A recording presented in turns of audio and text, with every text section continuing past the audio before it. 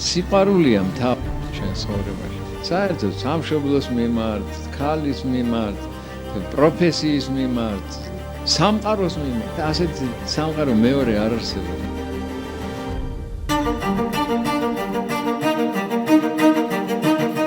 საქართველოში დიდი რეჟისორები შეგვიძლია ჩამოვთავოთ ერთ-ერთი პირველი და მნიშვნელოვანი ბატონი მესათუმანიშვილი იყო.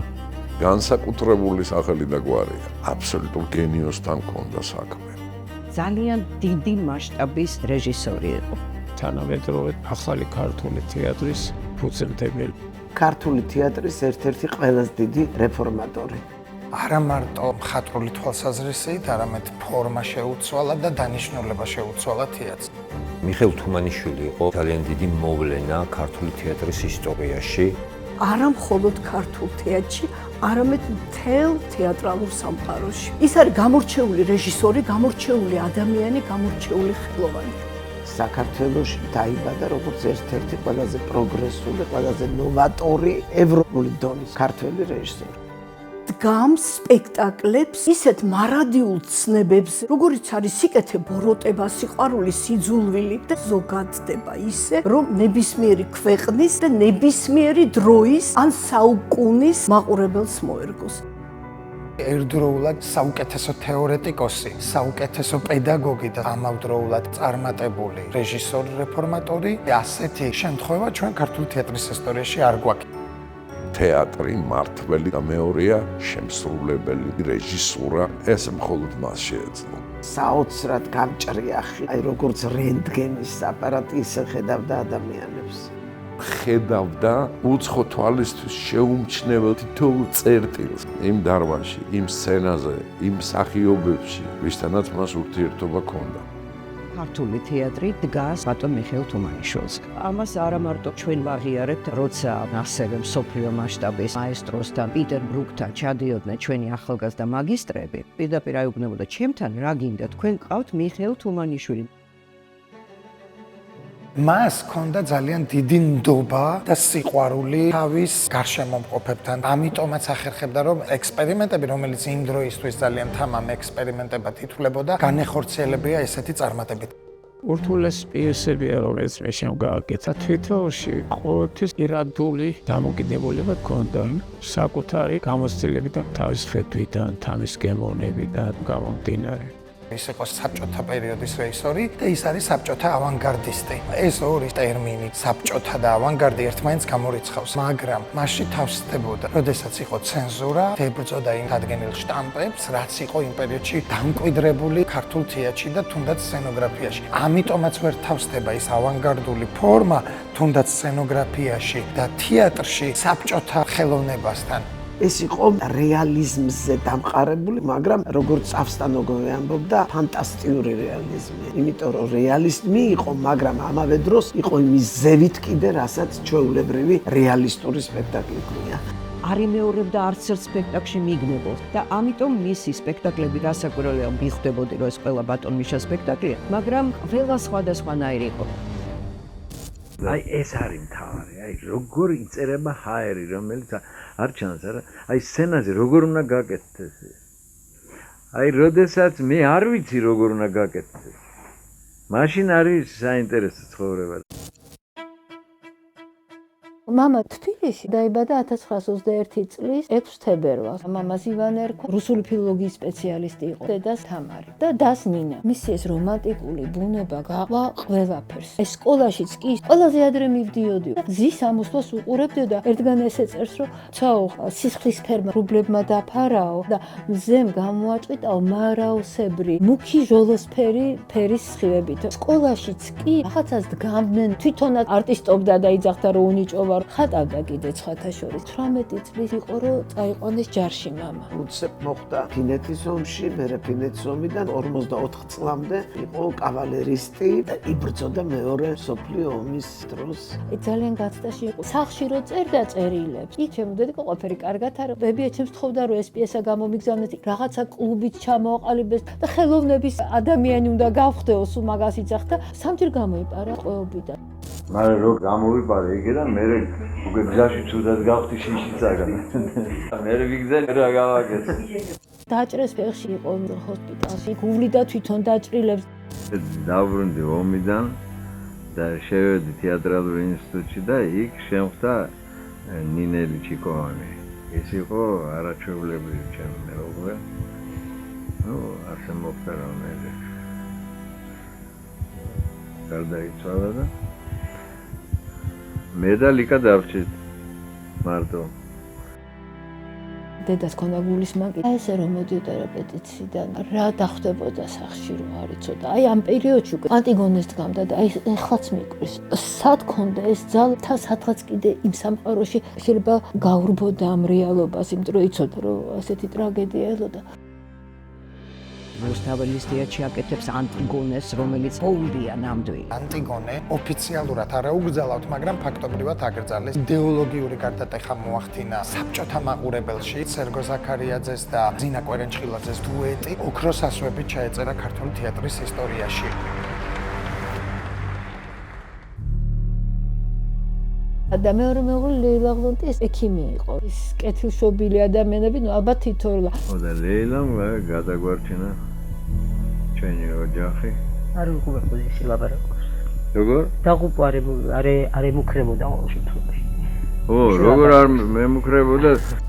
თუმანიშვილი იყო საოცრად თავისუფალი ადამიანი. აი თითქოს თავისუფალ ქვეყანაში იყო დაბადებული და არასაბჭოთა კავშირში. ის 50-იან წლებში მოვიდა ქართულ თეატრში, მაგრამ რაც დაამკვიდრეს 60-იანელებმა, ყველაფერი იწყება მაინც თუმანიშვილთან. კომუნისტურ რეჟიმში არსებობს ბატონი მიშა. რამდენი შეზღუდვებია თქვენ წარმოგიდგენიათ და აი ეს ადამიანი, აი ამ ეპოქაში არის ყველაზე მამაცი თავის საქმეში. და აკეთებს ისეთ სპექტაკლებს, რომელიც აი მეხის გავარდნასავით არის. დღესაც გვაქვს ჩვენ რეპერტუარში ბაკულას ღორები, რომელიც ჩემი მესამე კურსის სპექტაკლია. ეს სპექტაკლი, როცა ჩვენ გასტროლებზე ჩაგქონდა საქართველოს გარეთ, კიევში ვთამაშობდი. ჩვენ გვიცავდა მილიცია, რომ ამბოხება არ მომხდარიყო. მთავარი პერსონაჟი არის რუსი, რომელიც მე გაღორდება რეხტისეული განსხვავების თეატრიდან ჩანართებია, დარბაზს ელაპარაკება მაგალითად ჩემი გმირი. და იქ არის რომ არაფერი არ იცვლება, თქვენ არ გეშველებათ, ჩული ყველა კანონს თავისნებაზე ატრიალებს. ანუ ისეთი სიტყვებია, რომ დღესაც როცა ჩვენ ამ სპექტაკლს თამაშობთ, ყველა კორუმპირებული იღებს თავის თავზე.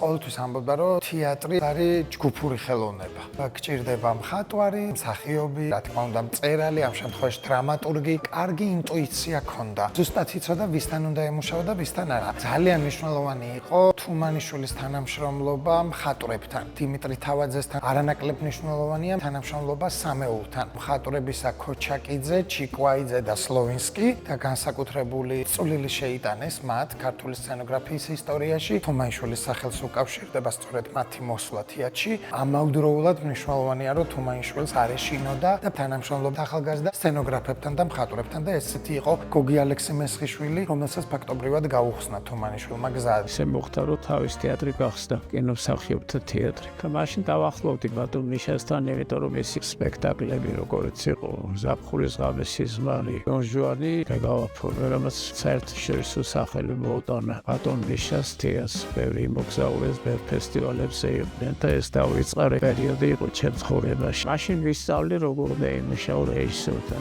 რეჟისორი როგორ უნდა მუშაობდეს მხატვართან, იგივე კომპოზიტორი თუ იქნება. ერთი მიგითითებს რა უნდა და მეორეც ერთი კარლებს უდიდეს თავისუფლებას. კიდევ ერთხელ მომეწია მუშაობა ოპერაში გავაკეთეთ ამესალომდე ეთერი უბრალოდ ცოტა საგნის ყველა მცირში იქნიდან გარეთ და არა გარეთან შეგნით. ძალიან მნიშვნელოვანია. ეს იყო მისი მეთოდი მუშაობის.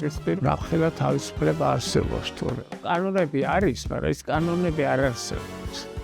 უნდა დაარღვიოთ და ამის მოყვა მე სპექტაკლები ეს დონ ჟუანი, ზაფხულის ღამის სიზმარი.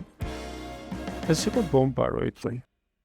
როცა აქ სამოქალაქო მიმდინარეობს სიბნელე, სიცივე. ამ პერიოდში ვაკეთებდი ზაფხულის ღამის სიზმარს. გვეცვა ულამაზესი გოგი მესხიშვილის კოსტიუმები. გამჭვირვალე რაღაცაი თხელი ნაჭრების ულამაზესი დეკორაცია იყო. ვაპროტესტებდით, რომ ვის სჭირდება ბატონო მიშა თეატრი.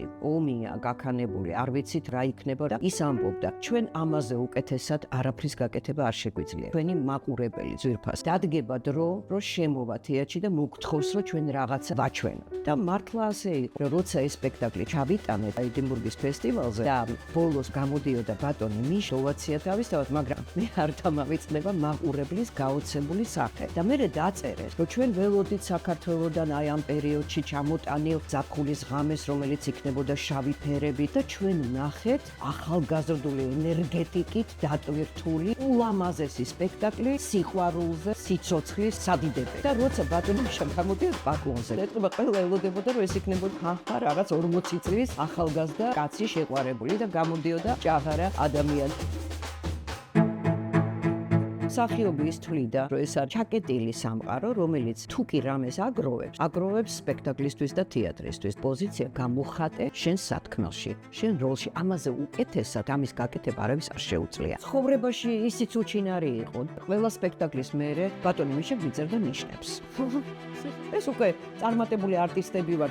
ეს იმისთვის არის, რომ აი თუ დღეს რაღაცა ისეთი, რაც მან ჩაიფიქრა, ვერ გავაკეთე, ისინი შემდეგი სპექტაკლისთვის უნდა მოვემზადო. როცა არ იყო რეპეტიცია, არ იყო სპექტაკლი, იყო ფსიქო-ფიზიკური ტრენაჟები და იყო თამაში. თამაშია იმპროვიზაციის საფუძველი და იმპროვიზაციის გარეშე ეს ბატონი მიშას საყვარელი ფრაზა იყო. ხელოვნებაზე ვერ ისაუბრებ, იმიტომ რომ ის შინაგანად, სულიერად და ფიზიკურად ავიწყებდა სამყაროს ყველას და ყველა ერთად ჩაყვითავდა იმ მაგიურ პროცესში, რასაც ერქვა თუმანიშვილის რეპეტიცია ან სპექტაკლი. სტროლების მერე რომ ჩამოდიხარ და დაიწერა რომ ასეთი ხარ და ისეთი ხარ, პირველი დაგხვდებოდა, თვითონ არ უყვარდა გასტროლებზე წამოსვლა და იტყოდა არ დაიჯეროთ რაც თქვენზე დაწერეს, არ დაბერდეთ. ჩვენ ვაგრძელებდით სწავლას. თუ სწავლის პროცესი არ გაგრძელდა. ნამდვილი არტისტები მთელი ცხოვრება დაფრინავენ. მიხეილ თუმანიშვილი.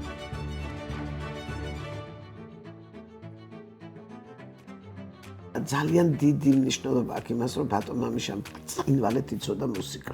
მუსიკას იყენებდა ფანტასტიკურად. ყველაზე დახვეწილი ჯაზის კომპოზიციები 65 წლის კაცმა გამოიყენა სრულიად გენიალურ დონ ჟუანში.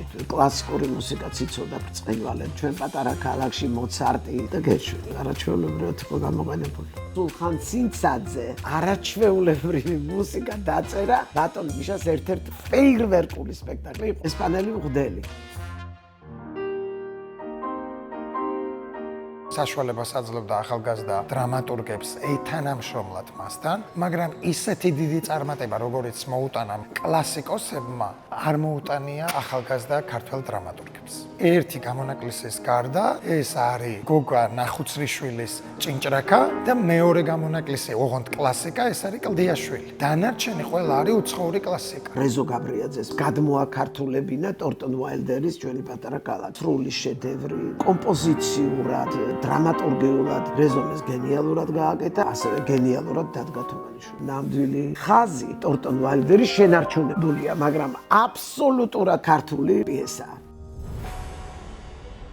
თალკი არის აღსანიშნი მისი პედაგოგიური მოღვაწეობა. ერთადერთი ადამიანი ქართული თეატრის ისტორიაში, ვინც თეატრალური სწავლების სისტემატიზაცია შექმნა და თეატრალურ ხელოვნებაში სარეჟისორო და სამსახიობო სკოლა აიყვანა მეცნიერულ დონემდე. თუმანიშვილი იყო თვითონ ძალიან დიდი სკოლა, იმიტომ რომ მისი წიგნები, ალბათ სანამ თეატრი იქნება, ყოველთვის იქნება აქტუალური და ძალიან კარგად გამოხატავს თელ შემოქმედებით ბიოგრაფიას თუმანიშვილის თავის სათაურებით, სანამ რეპეტიცია დაიწყება, რეჟისორი თეატრიდან წავიდა და ახლა კი ფარდა. მისი მანიფესტები, მისი წერილები სპექტაკლის წინ ფანტასტიკურად წერდა. აი ამ სისტემატიზაციაზე დგას დღესაც ქართული თანამედროვე თეატრის სწავლება ყველა მიმართულებით. მისი პედაგოგობის შედეგი არის ის, რომ 50 წელზე მეტია, ვინც საუკეთესო დგას ქართულ სცენაზე, ან ქმნის ქართულ თეატრს, ყველა არის თუმანიშვილის მოწაფე. იშვიათი გამონაკლისის გარდა. და ისინი მართავენ დღეს ქართული თეატრის მომავალს და აწმყოს. მარტო ორი გვარი და სახელი რომ დავასახელო, თემურ ჩხეიძე,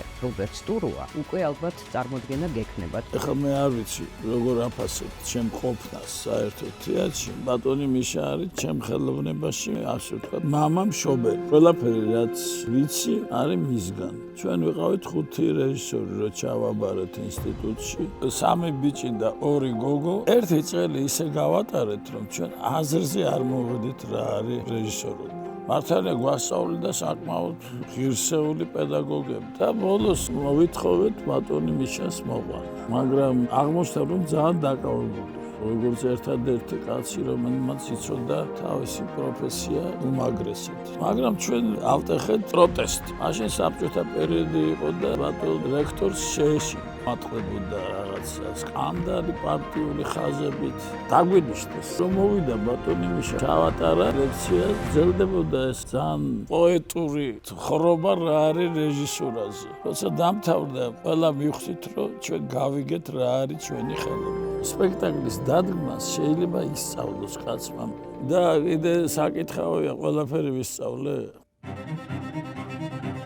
სრულიად გენიალური პედაგოგი იყო. ინდივიდუალურად იცოდა რა უნდა გაეღვივებინა ჩვენში. ეს იყო ადამიანი, რომელსაც შეეძლო ქვაცა ეთამაშებინა, მაგრამ არასოდეს არ იმუშავებდა, არც ასწავლიდა ისეთ ადამიანს, რომელშიც არ ხედავდა პერსპექტივას. სხვათა შორის ბატონ მიშას იდეა იყო, როცა მან ჯგუფი აიყვანა ერთად რეჟისორების და მსახიობების. ძალიან საინტერესო იყო, იმიტომ რომ რეჟისორი თავიდანვე ხვდება რა სირთულეები ექნება მსახიობს. მსახიობი თავიდანვე ცდილობს, რომ თავისი როლის რეჟისორი იყოს. პედაგოგი უნდა იყოს პიროვნი.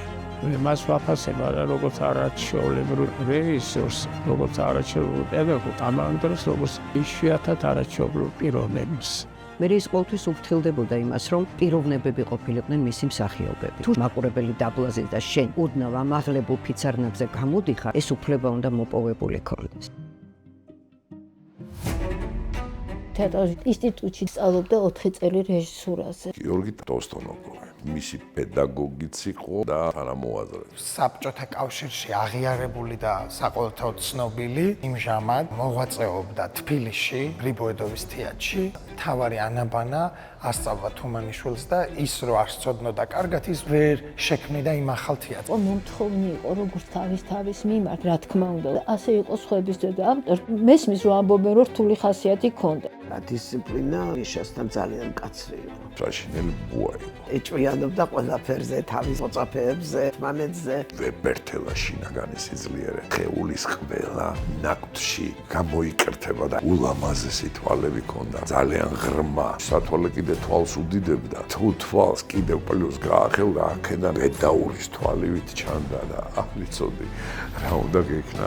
შეიძლებოდა შეხებოდი თუ არა იმ სამყაროს, რომელშიც ის ბედაური იყო, რომელშიც ის იყო პირველი. და ისე ცხოვრებაში აბსოლუტურად რბილი და იზრდებოდა მე თავის შვილებს. ეკითხებიან ისეთ შეკითხვებს მაძლევენ. ხო და რატო დგამან პიესას? აბა გვიანბე ეს პიესა და მე ეს სიამოვნებს. უწინ ყველას გავაგდებდი ამ ოთახიდან.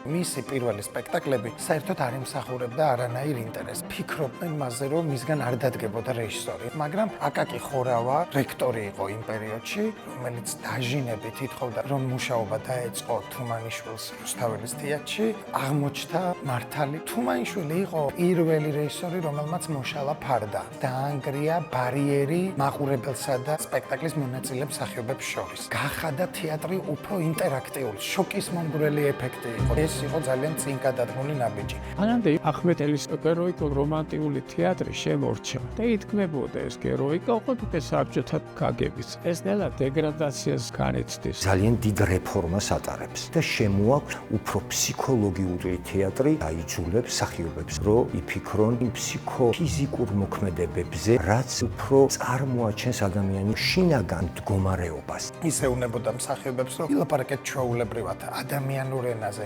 არ არის საჭირო ეს პათეტიკა. მისი თაოსნობით 7 კაცს ასწრებავს, რომელსაც მე ისტორიულად დაერქვა 7 კაცს. გოგი გეგეჭკორი, სალომე ყანჩელი, მედეა ჩახავა, კოტე მახარაძე, გურამ საღარაძე, ადრი კობახიძე და მეშვიდე თვითონ ბატონი მიშა. მან დადგა სპექტაკლი ჭიჭრაკა. ეს იყო ახალი სიტყვა ქართულ თეატრში. ჭიჭრაკა იყო აფეთქება. ჭინჭრაკაში. მიუხედავად იმისა, რომ მე ვდგამდი რაღაც საბავშვო პიესას, თითქოს და დაიბადა ისეთი რაღაცა, რასაც არ მოველოდი. იმიტომ რომ ნამდვილი იბადება მაშინ, როდესაც არ ელოდები იმას. ეს როგორც სიყვარული.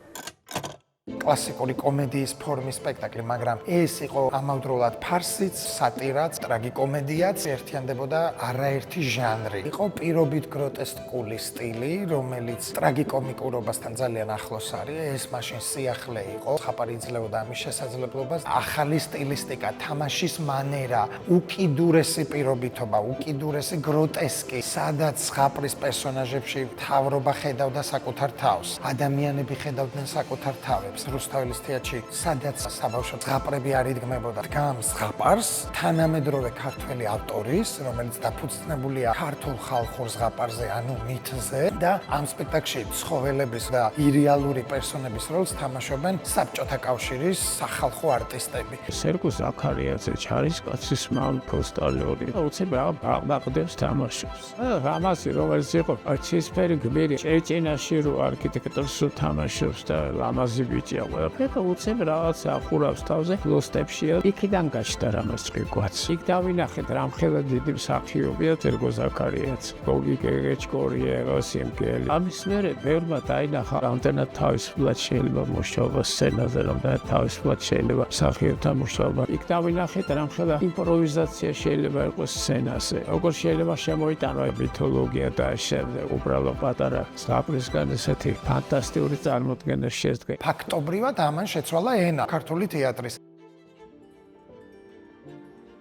და წარმოიდგინეთ ასეთი დიდი რეჟისორი, მოდით ბილად თქვათ, რომ მოდის თეატრიდან. თავისი ნებით თეატრიდან რეჟისორი არასოდეს არ მიდის. მაგრამ ეს უდიდესი დანაკლისი იყო თეატრისთვის.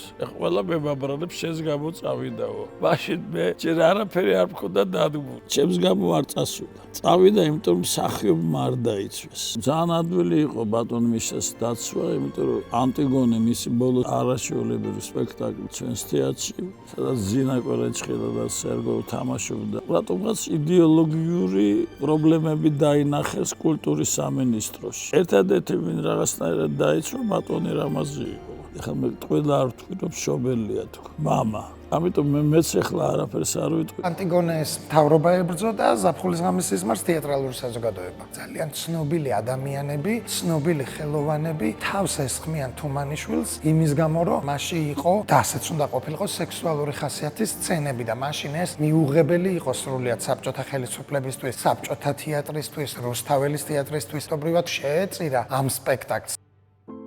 ეს რასაკვირველია, ძალიან დიდი ტრაგედია ყველასთვის, განსაკუთრებით ბატონ მიშასთვის. მას ყავს ამ დროს სტუდენტები თეატრალურ ინსტიტუტში ასწავლის რეჟისორებსაც და შემდეგ ჯგუფი, ეს არის უკვე 70-იანი წლები, აი ამ თეატრის დამფუძნებლები. თუმანიშვილმა და მისმა ჯგუფმა შექმნეს ეს თეატრი. ჩვენ ცალკე გვეპატიჟებოდა რომ იყო სანდრომბრევლიშვილი, მაგრამ ჩვენ გადავწყვეტეთ რომ გვინდოდა სრული თავისუფლება, ამიტომ ავირჩიეთ კინოსტუდია ქართული ფილმი, სადაც ვარსებობდით მრავალი წელი როგორც გადამღები ჯგუფი იურიდიულად. მერე კიდე სადღაც გადავედით, მერე კიდე სადღაც და ბოლოს აშენდა ეს ჩვენი თეატრი. 1975 წელს ელი მოეწერა რომ ეს არის ნამდვილად დასი და ეს დასი შევა აი ასეთ შენობაში და დაიწყო ახალი ეპოქა, ახალი თეატრი, რომელზეც უკვე მთელი თბილისი ალაპარაკდა. მისი იდეა იყო ვარსკვლავების ანსამბლური თეატრი. რაც იდეაში მან მოახერხა. თავარი კონცეფცია იყო იმაში, რომ თავარი სცენაზე არის ადამიანი თავისი ყველანაირი შესაძლებლობებით, თავისი ფსიქოლოგიური მდგომარეობებით, რომელსაც ნაკლებად ექნება თეატრალური ფორმები და ეს ადამიანი რაც შეიძლება მაყურებელმა უნდა ნახოს ახლო ხედში. ეხლა ვთქვი, როგორმე ისე დავდგა, რომ წინ წამოვიდეს არტისტის სული კი არა, ადამიანის სული. რომ სიცოცხლე დაიბადოს, რომ სულ თქვა გაჩნდეს სცენაზე, ესაა მთავარი. მაშინ ახალი თეატრის შექმნა ბევრი პრობლემები იყო, ერთი ფინანსური პრობლემები იყო. ჩვენ არ გქონდა წესიერი სცენაწვი და შემოვიდოდა კატა გადაივლიდა სცენაზე, მაგრამ ამას მნიშვნელობა არ ქონდა, იმიტომ რომ იყო თუმანიშვილი, აი ნამდვილი მაგი. მერე იყო სცენის მოწყობა, ღია სცენა არის და ის სცენა სულ სხვა არის, ვიდრე მაგალითად რუსთაველის ან მარჯანიშვილის სცენა და იმ სცენაზე არაფერი არ იმალება. სცენა თავისი შემოჭრით, თუ გავიხსენებთ შექსპირის გლობუსის სცენას, ძალიან ახლოს არის ამ სცენის ფორმასთან და ამას აღნიშნავდა მიხეილ თუმანიშვილი, რომ ფიცარნაგზე ხელის გულზე როგორ უნდა ჩანდეს მსახიობი. და აი ამ ცარიელ სცენაზე შეუძლია მაყურებელს თუ არ მოეწონა პამიდორი გესროლოს, შეუძლია ფერზე იდგეს, შეუძლია იჯდეს, თუ მოეწონება დაგიკრავს და თუ არ უნდა გავა. თავიდანვე ამ აკულას ხორები დადგა დონ ჟუანი და ზაფხულის ღამეს სიზმარი, რომელსაც უდიდესი წარმატება ჰქონდა, ეპიდემიოლოგიურად ჩამოვიდა საქართველოში. და ნახა ზაფხულის ღამეს სიზმარი, იმის მერე ეს თეატრი უამრავ ფესტივალზე იყო წასული საზღვარგარეთ. დონ ჟუანი დღემდე ედინბურგის საუკეთესო ათეულშია. ედინბურგში დაგვასწრო და გააგზავნა პეპეშა, რომელიც მერე დაიბეჭდა ყველგან, გამოიკრა ქუჩებში, სადაც ამბობდა, რომ აი თუ გინდათ აღმოაჩინოთ მოლიერი, წადით საქართველოში და ნახეთ მიხეილ თუმანიშვილის გასაოგნებელი დონ ჟუანი. ამან უზარმაზარი რეკლამა გაგვიწია.